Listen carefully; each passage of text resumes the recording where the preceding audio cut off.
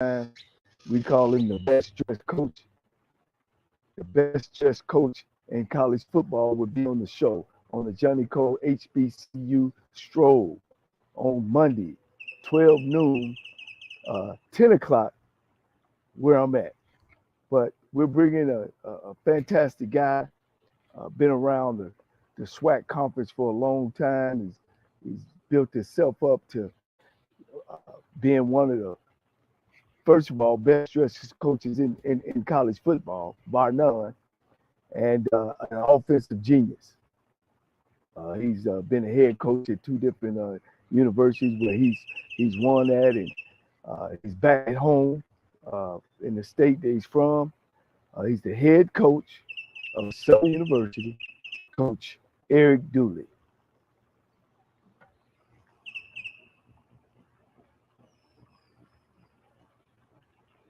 Coach Dooley is himself straight on the podcast. Want to tidbit. Oh, okay, here he is. Hey, Coach Dooley, how you doing? Got to get a sound check. Okay, Coach, I can hear you. Can you hear me? You're a little low. Okay, Coach Dooley, can you hear me?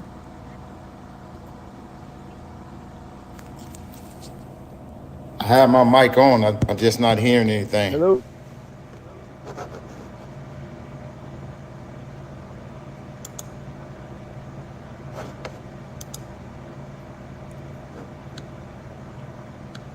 Coach Dooley. Can y'all hear me? Yeah, I can hear you now. Say it again.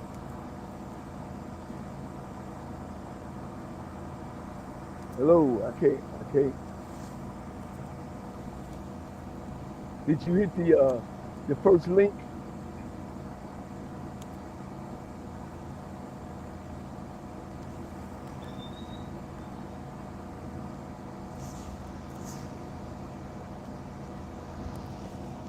Hello,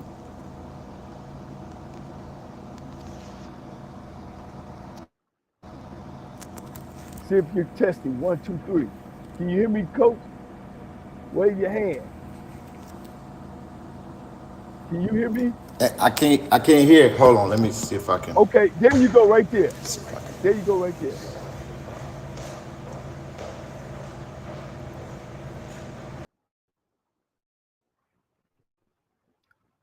Well, we're having a little technical difficulty. I'm not necessarily in the same state as he's in Louisiana, of course. I'm out here in the beautiful country. There's one of the things happened this past weekend was the big thing about the and as a coach, I give you my uh, look at that. First and foremost, that's what comes with the game, uh, But the part where I thought it got out of hand is when she actually followed the girl and taunted her. Still not a crime though. Still not a crime. Still not. It's like it ain't even. It's like changing lanes without putting your blinker on. And should the coach address it? Yes, she should address it, but she should address it in a way of telling Miss Reese, Angela Reese, that wasn't nothing wrong with you doing that. But when you directly went to the girl, that's called taunting, and that's a flag. That's a flag or that's a penalty in any sport. It's just like playing football. You get a big hit, you can't stand over the guy and point your finger. Now you can run away and do whatever. All right, so that was the only thing about it. Hey man, the young girls is competitive. Probably the people who had a hard time with it have had heard words about sportsmanship and all that kind of stuff, but it didn't go there. It shouldn't have never went to the level of people actually calling Miss Reese out of her name. She's still just a young adult, still learning her way. And if I was her, uh, or the coach of her, I would at least tell her to move on from it because you never know who's watching you, and you never know who's going to judge you. You've said what you said. You made your statements. And move on from it. Even you made light of it that you weren't really trying to get at Miss Caitlin, but the part that you kind of walked and made sure she seen you, kind of went too far. But hey, it's the game. It's the game of basketball, and I know where your heart is. I know you didn't mean none of it personally, because I am a former athlete. So we just move on past that. All right. Have we seen if Coach Dooley can come on back? Yeah, I'm Coach, here. Can you guys hear me? you,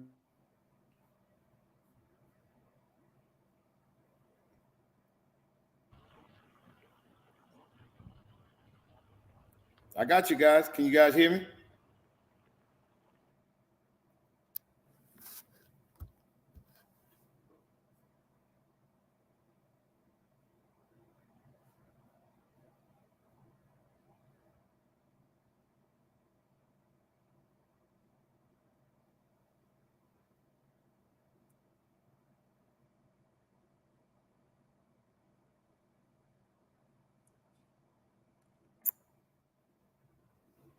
This is a BS3 network presentation.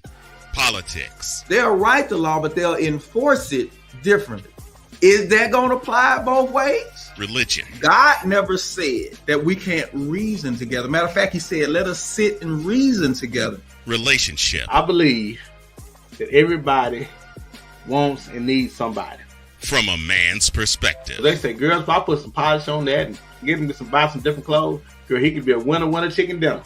Join the thought engineer. There's nothing wrong with me developing my piece and you developing your piece, but understand the goal is to come together. And comedian John Yogi. Negro, I don't need you putting on no chapstick up there in the pulpit. You do that over there in your chair. Get ready for Man Talk Monday. Woo! Live every Monday at 7 p.m. Central.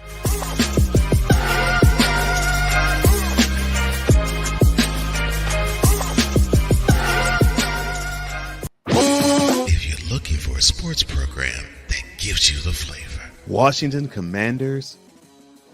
Really? This whole thing stinks to high heaven. That pulls no punches. Thuggish act by a thuggish actor. That gives you some humor. Praise everything LeBron does and never criticize it. If you want a show that gives you good times, then this is that show. BS3 Network proudly presents I am Cole Johnson and welcome to Cole Sports with a Z. Every Friday on Patreon and every Saturday on YouTube, Spreaker, and all other outlets.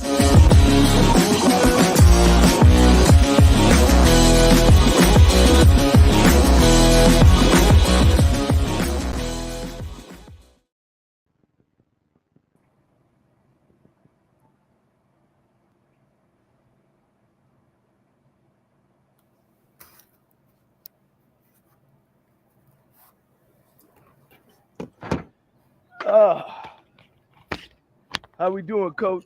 I'm good. How's it going? You get it? I can hear you. You can hear me? Yes.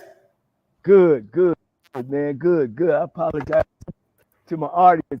We just having this technical difficulty this morning. How you doing, Coach? I'm doing well. How you doing, man? You look like you're in a good spot. Hey, look, we got something in common. See, you played for them Arizona Rattlers. Yeah. That's where I'm at, Coach. This beautiful sunshine. Yes, sir. Every day.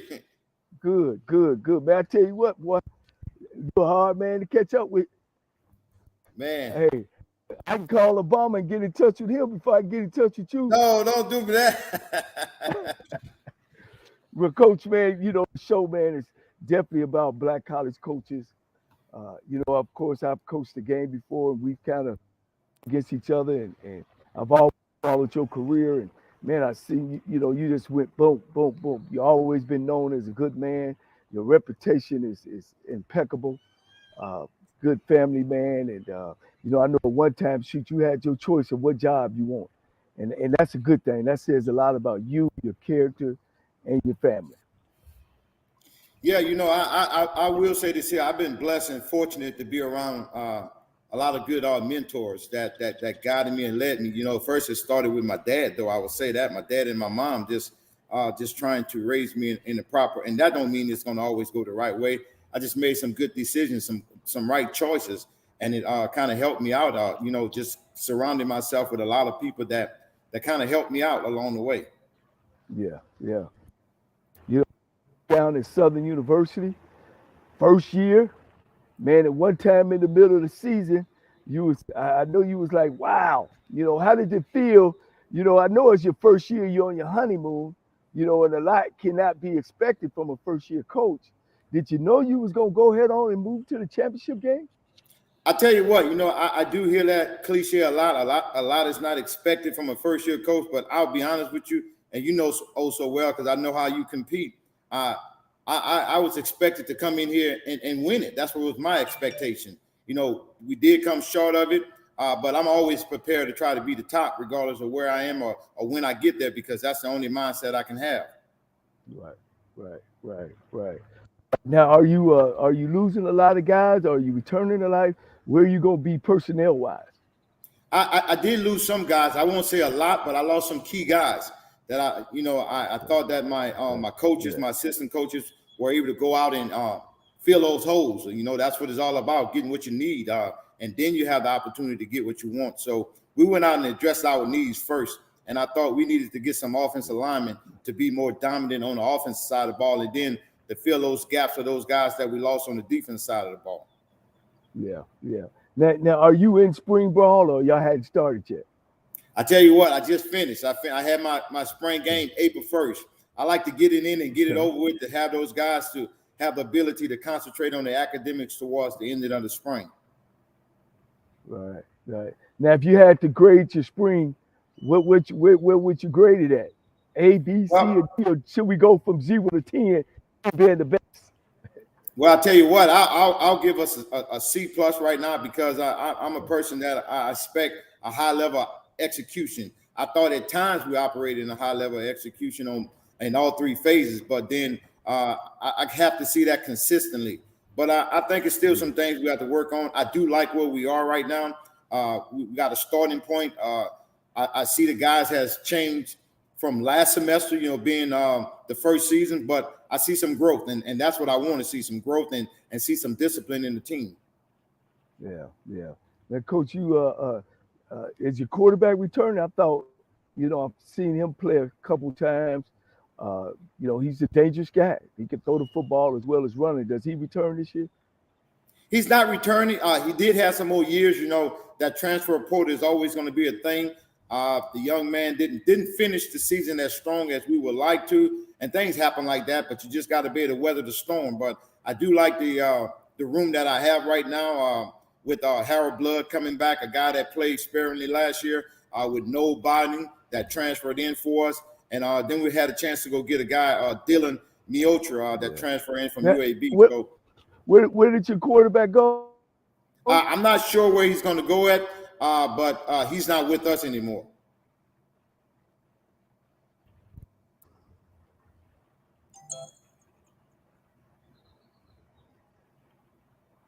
Okay, can you hear me? Yeah, I can hear you. I got you. Can you hear me, Coach? Yeah, I can hear you. Oh man, can you hear me? I got you. Yes, I got you.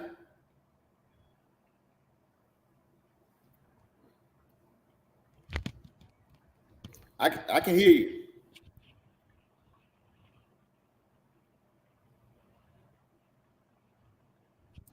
Hello?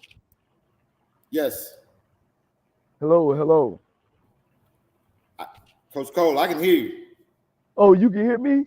Yes. Okay, I don't know, man. Good, geez, I'm gonna have to definitely get you back on when we get this thing straight. But Coach, I follow your career. You started at where? Southern University under Coach Pete Richardson. Yes, sir. You know that's my high school coach, and of course I worked there as well. How did you get on there? Well, you know, I was actually coaching at the high schools in New Orleans. Just wanted to try to give back the best way I knew how, working at a high school in New Orleans. But, you know, Coach Orlando, who I know you know oh so well, he actually recruited the New Orleans area and asked me would I be interested in coaching the running backs. And of course, you know, I didn't know, I didn't have aspiration of wanting to even coach. I just was helping out guys within the high school ranks. And then when that opportunity afforded itself, I tell you, you know, I've been blessed. And ever since 1997, I haven't looked back. I took it and continued to move on. And as each year went on, you know, I saw aspiration of moving on to do little things a little higher as far as wanting to be an offensive coordinator, then wanting to finally be a head coach. But, you know, throughout all that, I just feel that God was preparing me for this. Now, Coach, your alma mater, is it Southern or is it Grambling? Well, here's the thing. I played at Grambling, but you know how it is. Like any high school guy, you just think you're ready to play at another level. So I left and played and wasn't finished at that time. But then I had the opportunity to go back, and I wasn't going to go all the way back up to Grambling and go to school because I was finished with playing. So I finished in New Orleans. Got it from Southern University of New Orleans, and then got my master's from right here in Baton Rouge. Oh wow! So you pumping Tigers and Jaguars? I knew that. I was like, wow. And so it's Southern, man, up underneath Pete Richardson, and you know I know what type of coach he is. He coached me as well as me being up underneath his study. Yeah, you know, it was really was an honor to coach up under him. It was a blessing. I learned so much and never knew just some of the things that you would take from an individual coaching up under him. But I mean, the philosophy was there, the mindset was there, the discipline was there, just the things that I do now, just in a different fashion.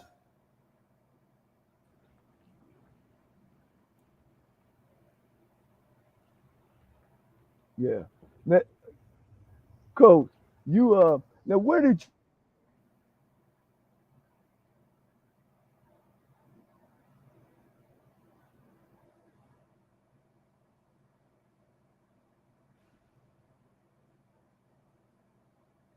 There's a 100% chance of a laugh thunderstorm. 4 men with different viewpoints take a movie, show, or documentary and review it uncensored, unfiltered, uncompromised, with no holds barred. Join BS3, Wilkes, King Dog, and H-Rap B as they take on Hollywood their own way. BS3 Network proudly presents The Forecast, where H-Rap B always predicts, if I owe you something, I ain't got it. And if you need it, get it from God. Live every Monday at 8:30 p.m. Central. Check your local listings for your viewing and listening pleasure.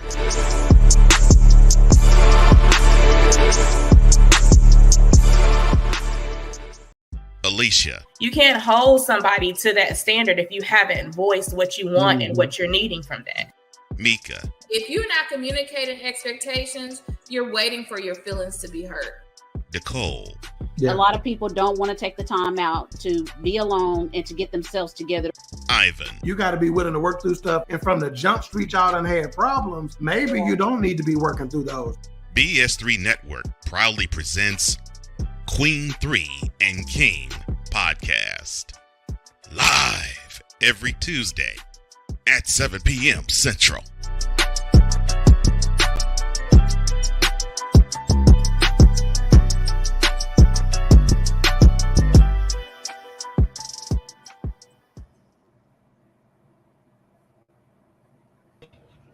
Man, Coach. All right, we back at it, Coach. Man, I don't know if it's my side, your side, but we definitely got to do this when we get it right. But let's finish up, Coach. You know, like I said, you've always been known as an offensive genius guy. You know, I seen your offenses. You like to throw that long ball and them corner routes. Where did you learn your offense? Is it a combination of just what you learned all, or did you take it from Southern University? Because your first offensive coordinator job was at Pine Bluff.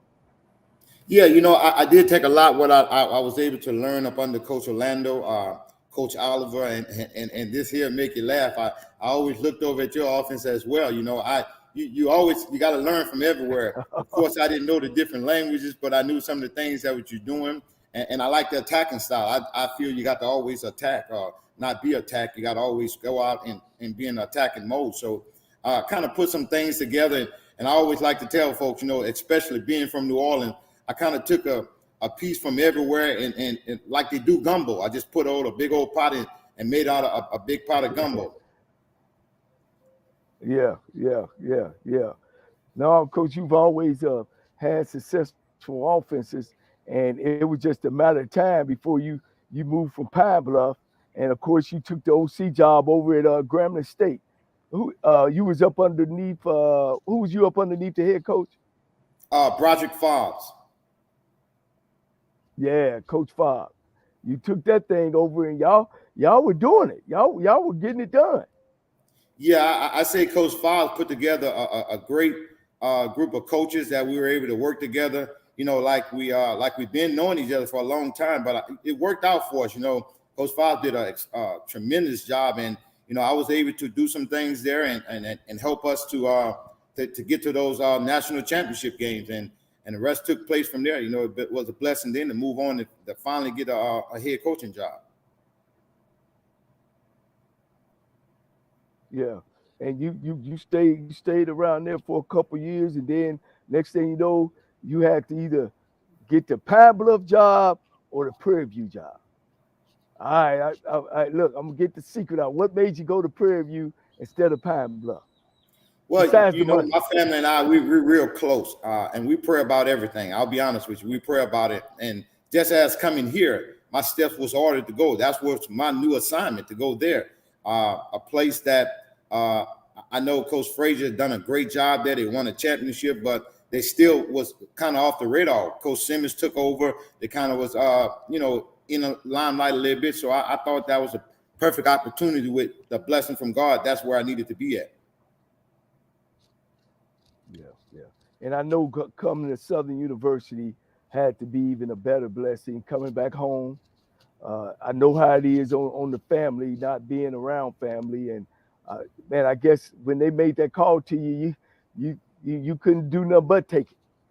Well, you know, again, we pray on it, and a lot of folks thought, well, you know, that's going to be an easy decision for Coach Dooley. Which, yeah, in my mind, just the flesh, it was an easy decision. But some things we had to think about, we had to pray about, and it led me to here. But I will say this here, to come to a university of this magnitude right here, I know that God was sending me a lot of different places to prepare me for a time such as this right here. It's tough right here. You got to win. I mean, winning is a little different here, but it's tough for me too. My expectation is extremely high. So the expectation that I have and Southern University have, I think they meet hand in hand. Yeah. Now, I know we talked earlier about the portal, and now, Coach, when we came out, we didn't have stars, I think they weren't even really talking blue chip when we came out. So you played wide out. So rank yourself when you came out of high school. What was you a star or was you a blue star? Where did you rank yourself?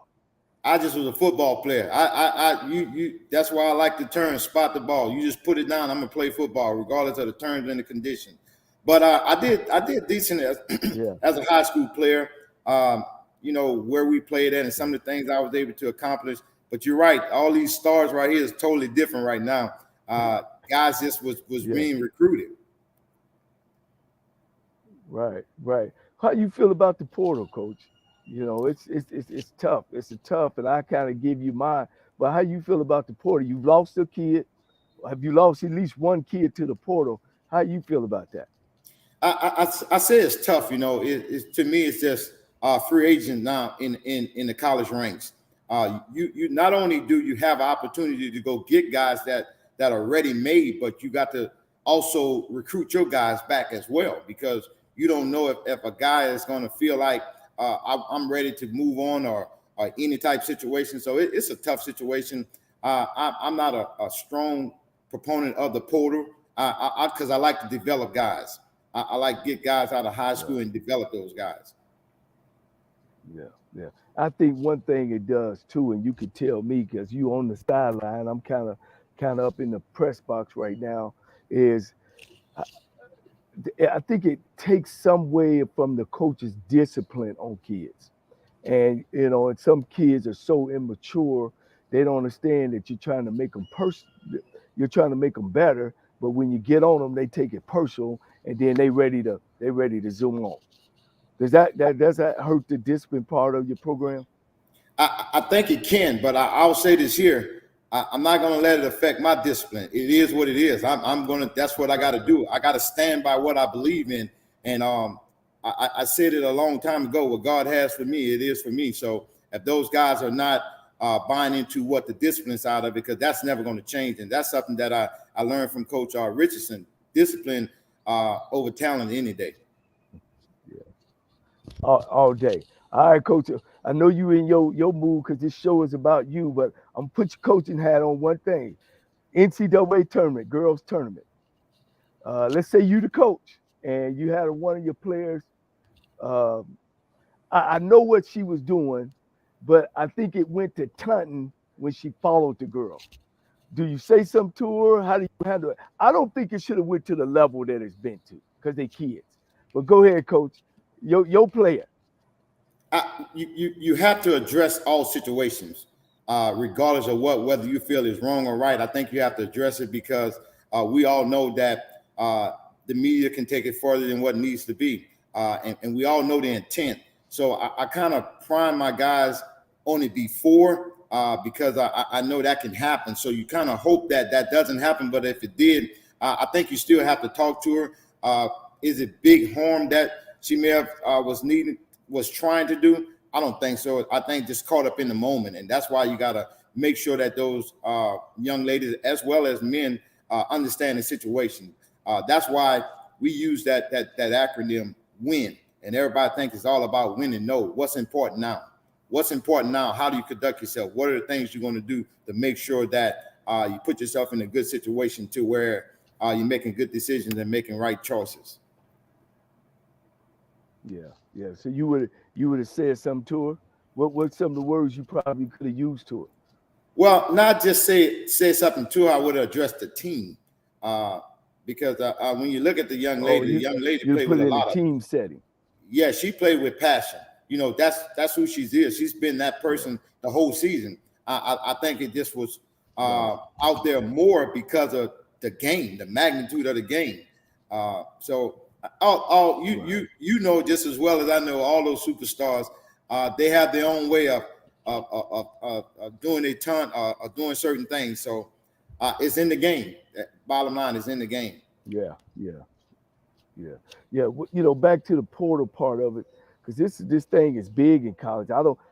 This is the thing, Coach, and you tell me how you feel about the portal. Is that nobody talks about the kid that loses his scholarship because he hadn't matured yet. You know, he hadn't reached his potential. And then the coach is looking to make room so they could go get transfers. How do you feel about that? Or it's a tough situation, right? It's nobody very talks tough. about that kid. It's tough. I say that's a tough situation because we know this is a competitive world, and it's competitive in from all angles. So of course you're going to try to get what's best for you and your team. It's no more that stage where you have 3 and 4 years where you're going to develop that guy, and now you have that room to develop. It's win right now.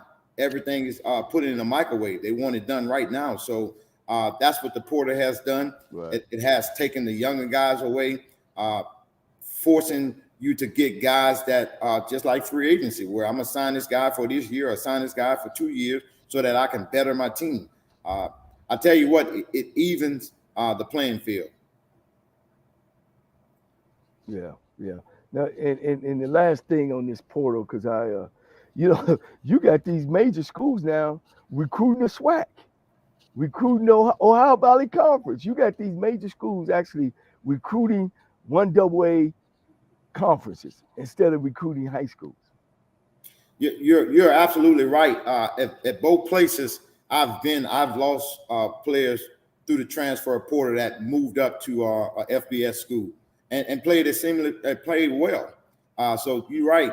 Those things are happening. That's why I say you really got to recruit your own guys. I know you go out to recruit, but you better recruit your team and make sure that relationship is there. And now I don't know if it's even about the relationship. It's about just the individual himself, the people that may be in their ears. Yeah. Now what's now, of course, things have changed when you started coaching back in the 90s. Now recruiting is different. What have you changed your recruiting philosophy? Do you recruit high school kids or how do you go about it? I'm always going to recruit high school players, and I'm always going to keep the relationship with the high school coaches. I just think at some point it's going to go back to that. But whether they do or not, I think you can always find that gem within the high school that you can bring up that's talented, and you can develop those guys. So we're gonna recruit the high schools, but at the end of the day, we're gonna look into the transfer portal. We're gonna look into the JCs, and then we're gonna also look at the high schools. Yeah. Now, Coach Dooley, you've been a head coach at two different universities. Of course, you won at different universities. Let's talk about the PWIs for a minute. Is your aspiration ever to go coach on the PWI level? Because that's where the real money is, per se. Well, no, I never had aspiration. I said a long time ago that my purpose is for the coach in this conference, particularly just the Southwestern Athletic Conference.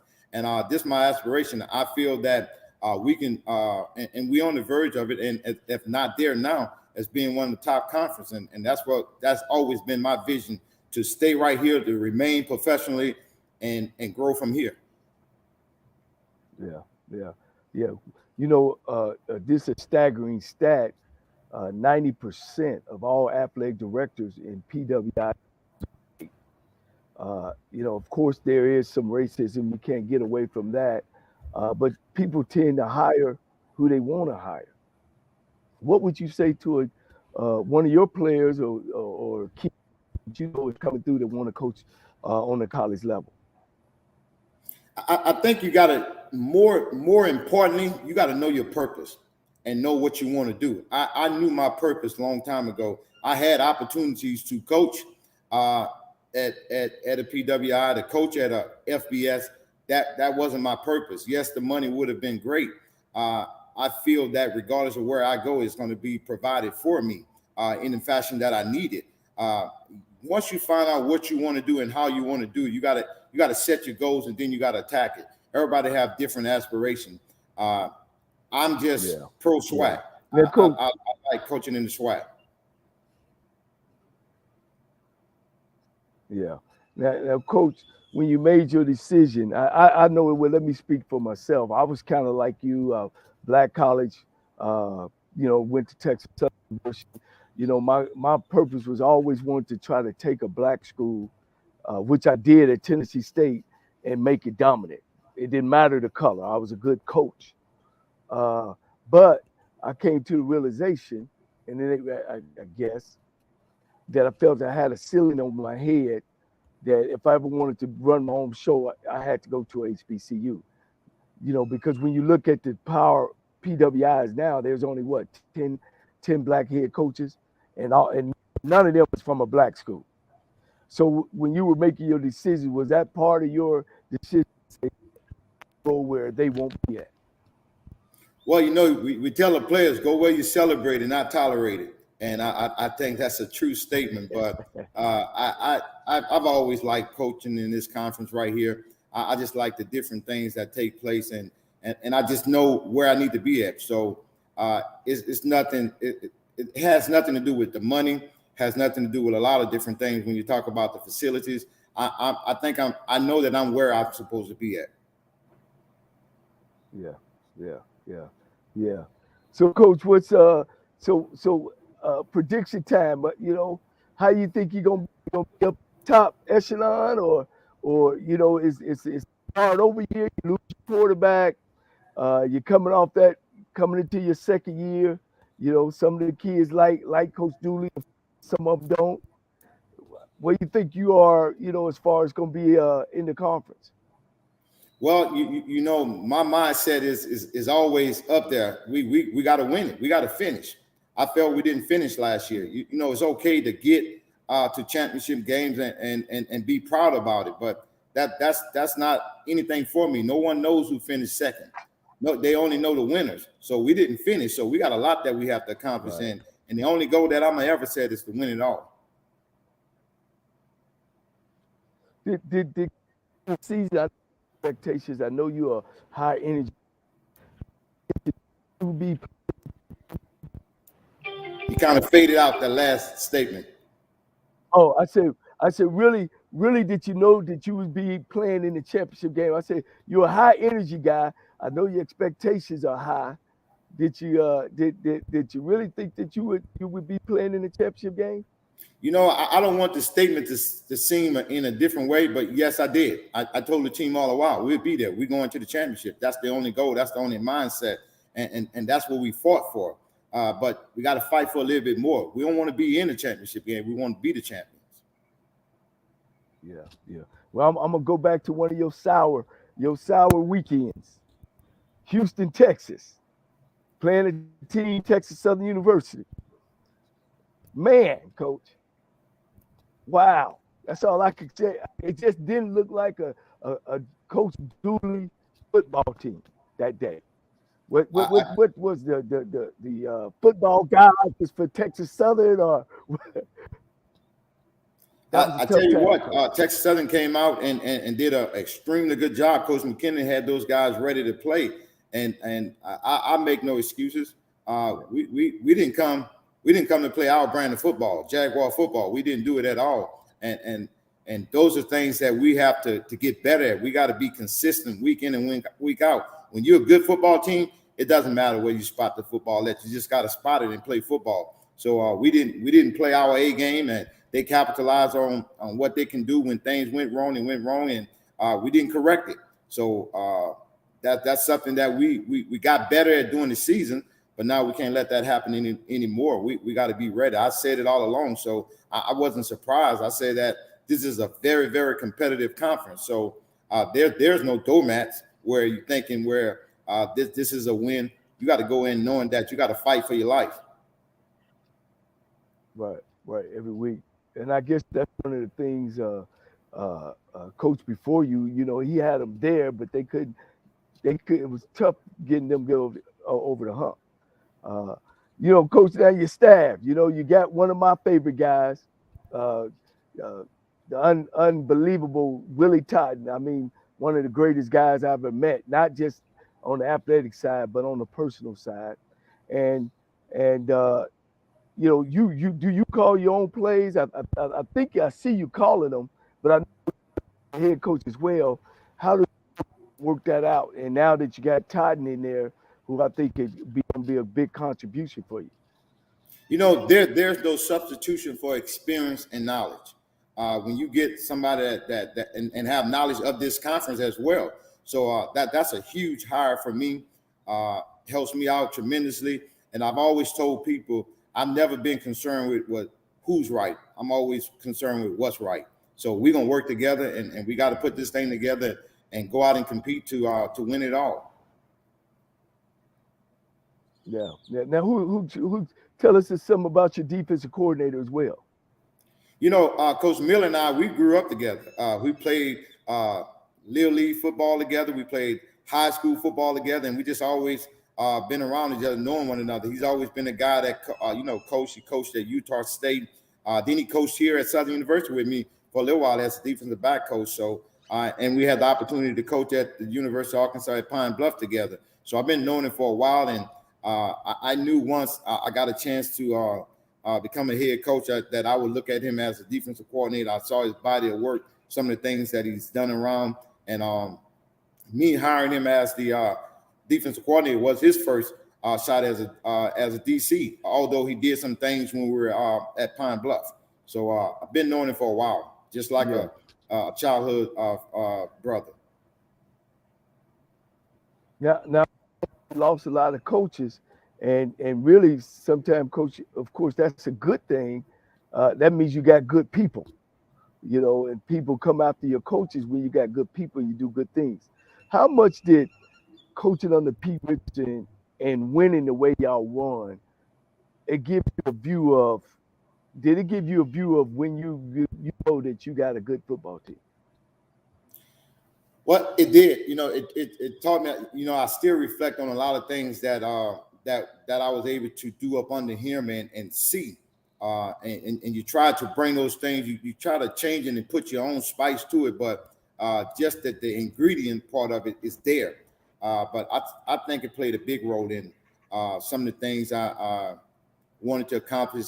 And I think, you know, of course, Coach Dooley have an opportunity to be the head coach, but you got to surround yourself with good people.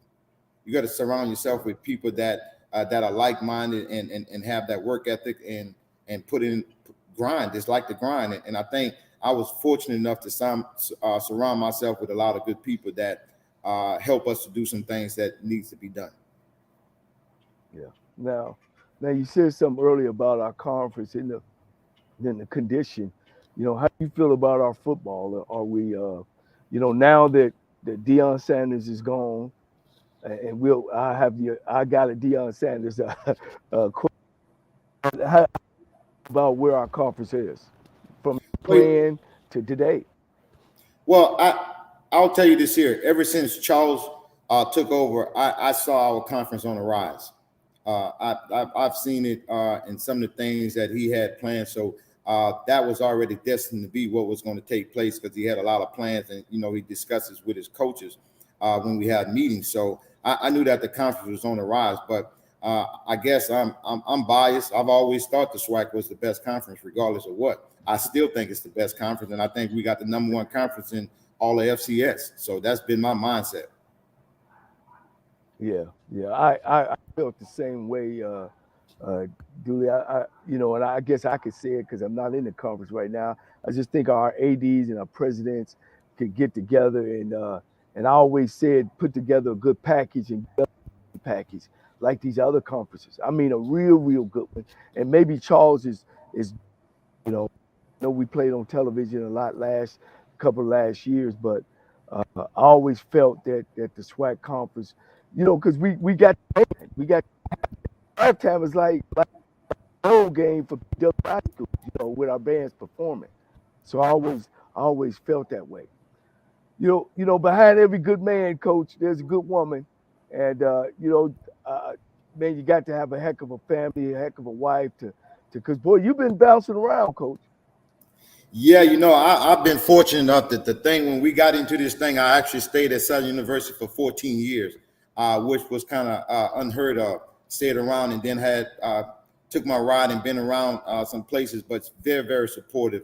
You know, I take my hats off to my wife, but I keep her involved as well. It's not that I go. I want to make sure that she's there along that ride because it's not just me have to make that decision. Got to be us as a family, especially when you have young kids that's involved as well. You got to make sure that you look at the whole picture. You say, well, yeah, I'm going to be the head coach, but how happy are they going to be? What are their surroundings going to be like? Who are they going to be involved with? And that's why we do it as a family. And I've been blessed and fortunate enough to have someone that support me the way that my wife does.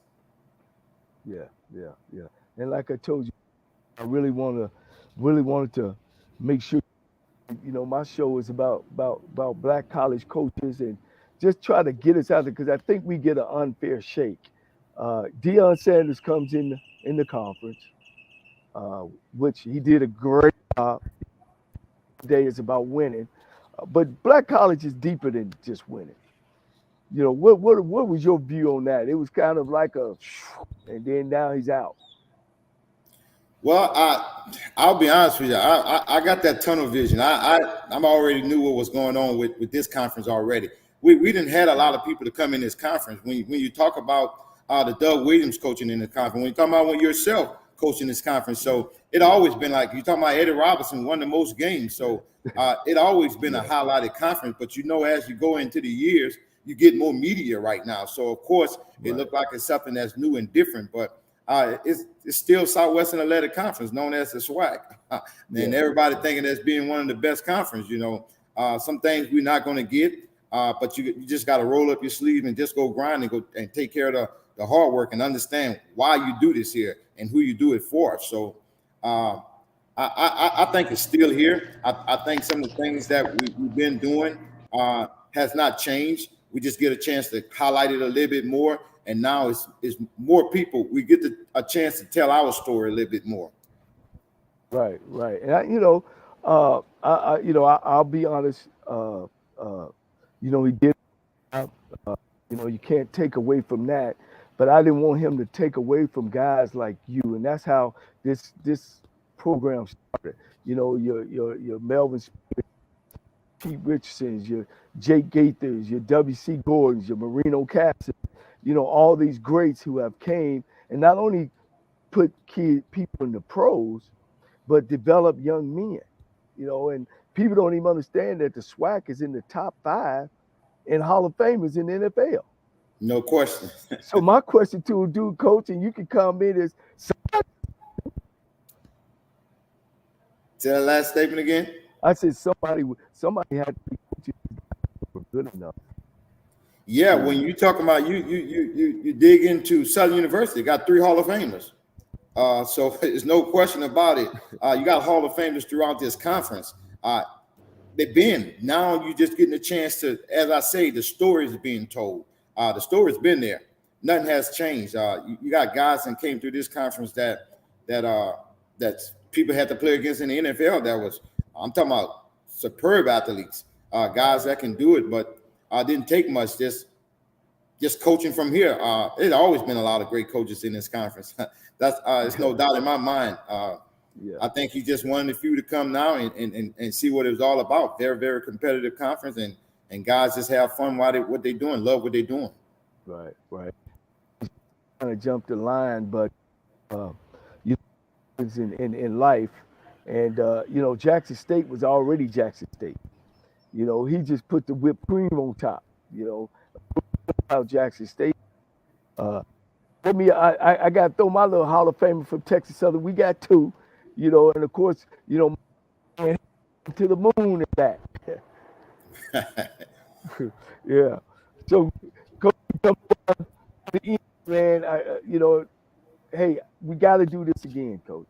Absolutely. And I'll find time and I apologize. We need to do a better job, I guess, on my end, and this is a smooth transition because you got a lot to offer, and we got to let our young kids know. I call them kids, but college kids, that you can come up and coach, and you don't have to be called a black coach. Our football field in the SWAC and in black college football is 100 yards long and 53 and a half wide. What are any of your last remarks? I tell you what you just said, that's not going to change. It's no question about it. There are some extremely great football coaches in this conference. There are some great football coaches in all the HBCUs. There are great coaches everywhere. Just giving the opportunity to everybody have a goal that they want to reach. But, when I look at over the years in this conference here, what has been developed throughout the coaching staffs, throughout the head coaches, offense and defensive coordinators, even special team coordinators, guys have done tremendous jobs. And it's no secret. See, the thing that I like about it most, so not only can those guys coach, but they can recruit and coach. They're not just recruiters. They're recruiters who can go find them, and then they can coach them up. So they're very competitive. I say, not in a bad way, in a great way. I'm pro SWAC. I look for us to remain the top conference in the nation, and I'm just going to continue to get better. Yeah. And one thing, what's next for Coach Dooley? Because you're working on your Hall of Fame. Believe me. I tell you what, when I look at things, I feel that I'm not there yet. I'm a grinder. I like to just go get it. I do know what takes place. My philosophy is that if you take a day off, that coach got one day better than you. So I can't afford to take a day off. I got to continue to grind. I got to continue to work. I got to continue to seek knowledge and understanding of this game, because this game is growing fast and everybody is out there getting better. So I've always tapped into it. I'm gonna be calling you here shortly, because I got to get some more offensive schemes, some things that I can get going. You've been around. I know you've been around, and I've never been a foolish young man. My dad taught me well. You learn from everywhere, and when you see it, you go get that knowledge. So I'm just continuing to try to grow and get better and surround myself with people that can help us be successful. Well, Coach, man, I'm only a flight away to Baton Rouge. I would love to sit and talk football, and me and Todd always, have done that. But I would love to come and see your program, and I can't say enough about the way you go about it, the way you carry yourself. It's just another level, and I envy that, because that's kind of the same philosophy I had. You dress good, you look good, you're good. I guess that's that, and you make more money, as they say. But I appreciate you. Again, I'll probably try to get you right before the season get going, before you start grinding, and we'll be watching you. And I appreciate you and thank you much. I appreciate it, and I'll definitely give you a call, because I definitely want to get you down here. And anytime yes, I'm available, just give me a call. Yes, sir. All right, take care. Okay. First, I apologize to my audience. We got off to a slow start, and we got to get better. So I got to get with my producer team and make sure that we get this thing going in the right direction. I like to appreciate you. Just continue to follow me. Things are looking good. Fan base is growing. I'm gonna try to do a little change up and actually talk football myself. And for you coaches out there that's trying to learn the game, I definitely have something to offer to you. So again, like, as I say, and as I end every day, things are getting harder here in America. Things are getting harder here in life. But if you feel yourself at the end of the rope, you tie a knot and you hold on tight, because ain't nobody bad like you. When the man said that Sharifa Barksdale is on the verge, she's getting ready to set the world record, and I lost concentration and I fall off that hurdle, I was devastated.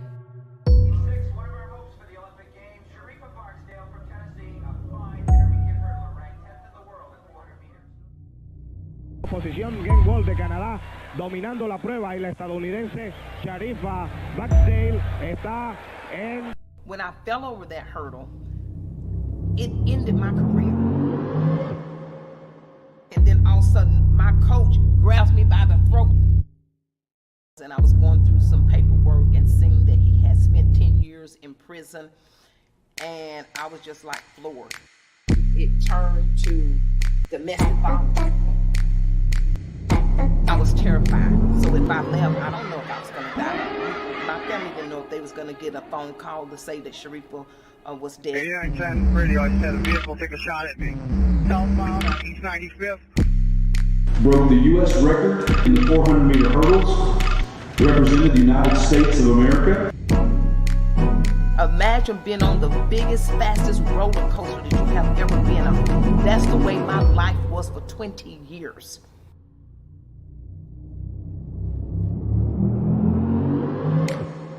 I never had no trouble out of her being what she wanted to be. Because if this is what she wanted to be a runner, well, God bless her, and he did.